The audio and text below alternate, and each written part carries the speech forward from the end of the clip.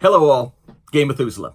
Another short video since I have an abridged week before I head off to London. I think this time next week I hopefully will be at some London gaming establishment playing various games with the locals, and I'm excited and looking forward to this. First thing, I wanted to start out with an incident that just took place a couple of days ago, which really sort of caught my attention. One of the first responders to a crime scene made the following report that there was a shooting. Apparently, a game of Dragons and Dungeons was taking place. And the dungeon dude was apparently shot by one of his attendees at his party. Now, I know a lot of you are very attached to your characters. And in keeping with the Matt Mercer effect and the burnout and all the other videos I've done, I know a lot of you don't like losing characters and get quite emotionally attached to them and maybe justifiably upset when they are wrongfully killed. But please do not shoot your dungeon master. I find this to be a very problematic situation because there's not enough of us around there to put out all the good Dungeons & Dragons games that need to be run. And if we have to have metal detectors to continue having games, it's going to be problematic. Just a suggestion on my part. I ran just recently in my friend Don's second adventure in his Call of Cthulhu campaign. Now, Call of Cthulhu is, in my opinion, about the most talky role-playing game there is. There really is not a whole lot of miniature combat. There aren't a lot of location setups that you make where you can have the goblins leap upon the people. I mean, if you have a combat in Call of Cthulhu that is any more complicated than a shootout between some various human beings, you'll likely be generating new characters. So the games tend to be very simple. In this case, it was, as all good Call of Cthulhu games are, very creepy. Ghosts and monsters and horrible things and a mystery to figure out that mostly is done by conversation and role-playing various participants in the game. We are obviously very committed to our character backstories and the way we run our characters, even if it's to their detriment. And in this case, it almost was. But I think when you are playing games, especially when you're playing role-playing games or any board games or alike, one should always look to expand out and find different games to play, because those different games provide you with a way to find new outlets for your creativity in your hobby.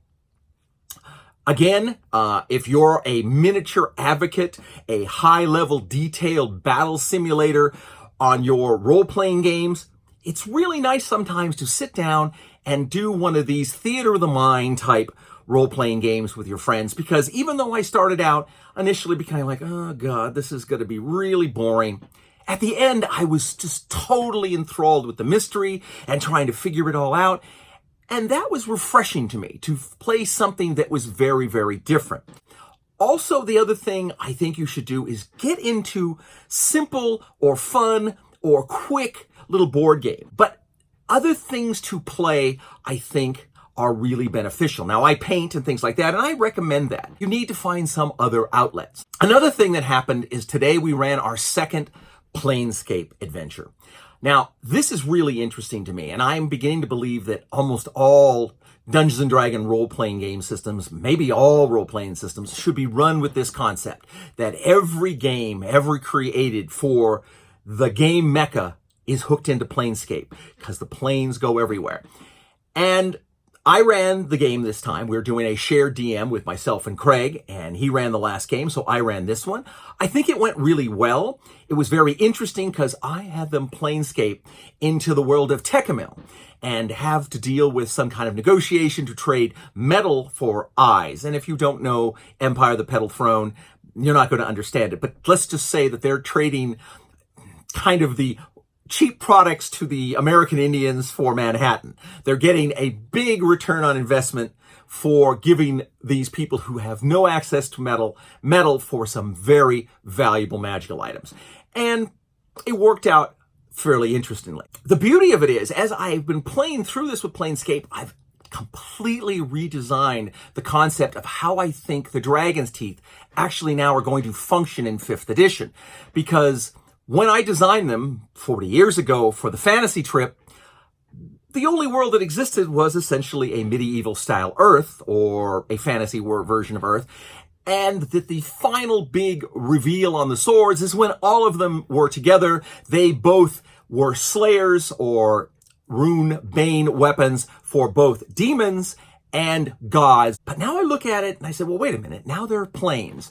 So I'm rethinking now that the big reveal at the end in 5th edition is all these swords, their big bane effect when they're all together is against any extraplanar creature, which means maybe there are a set of weapons that were designed to solve problems in the planes, that maybe an elite group of 6 mighty warriors, each armed with the Dragon's Teeth, go to wherever plane they need to be to stop some incursion or invasion or intrusion of other more powerful extraplanar creatures into this universe. Now, I'm going to most likely include both, depending on obviously how you play the concept of games, but it really intrigued me, and that sort of kind of potential growth in my thinking of how things should be is how I think people should work when they're working with their magical items. You know, things change, things modify, and it's really why eventually you want to create your own magical items,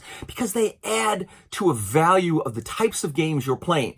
And the other great thing I think about Planescape is it really sets the stage for very easy situations where every DM can have his own world and universe that nobody intrudes upon, yet still be interconnected through various little plane gates that can come from one place to another, and players can travel within the universe. In the campaign we're running, I'm both running Tecumel and I'm running the Twilight of Fae Albion campaign. Both are going on within the Planescape, where they're trying to utilize factors within the various different planes for their own benefit. And I think it's going to enhance both Planescape for me and my other 2 campaigns with a different and more evolved concept. I'll still try to keep the old concept there for those of you who want to keep it more simplified, but it's things to think about to evolve your game and make every event more interesting than what you had before. The last thing I wanted to basically briefly talk about was the fact that this Friday I'm leaving for London. I'm really excited about the concept of seeing all the historical things we're going to see in the 10 days we're in London. But also, I'm really excited about the fact that for the first 4 days, we're going to be in London, seeing the sights there, Imperial War Museum and other things. And then hopefully at night, I want to check out all the various game environments. And people have been sending me places I have to go, telling me they'd like to run game events. I'm really excited to do this. Now, I'm somewhat limited because I'm traveling with 5 other people. However, these 5 other people are all gamers. So it's very possible that showing up at a gaming event and maybe running different things in gaming will be something we wish to do. So I'm really looking forward to that. If you're in London, if you've already responded to me or whatever, make sure you just send me a little information of maybe how I can contact you. Hopefully we can get together. I'd love to meet you. I'd love to see what your games are like and what's going on in London. So I'm excited about all of this. Finally, the thing to basically talk about the humbleness of nature and the way to minimize burnout. Game Methuselah this last week and this coming week got a job teaching middle school students how to game and sort of the game theory around gaming. This was done by the people there thinking it would be really awesome for a almost famous historical gamer to come and teach these people all about gaming, how these kids would be incredibly wowed by this. Well, what you have is very serious young gamers who don't know who I am. They don't care what I've done, and they're not the least bit interested in what I know, other than the fact that I can help them play the games they enjoy. It is really refreshing. It gives me hope for the future of gaming. These people have a fresh attitude. These young people look at the games from a very wholesome, I like this game, I want to play it, I want to enjoy it, I want to learn what it has, and gain the value from the game. Whoever you are, we really don't care. But we appreciate that you're setting it up and telling us the rules and explaining how to play these games. And I think that maybe if you are a serious DM, serious game master, run events in different games, I think you should either volunteer or find a way to teach other people your gaming. Share your hobbies. Two things it does, it brings more people into the gaming hobby, which really benefits all of us. Secondly, it's refreshing to see a clean attitude on gaming that isn't necessarily colored by, I want to win and I'm going to do whatever I have to beat you.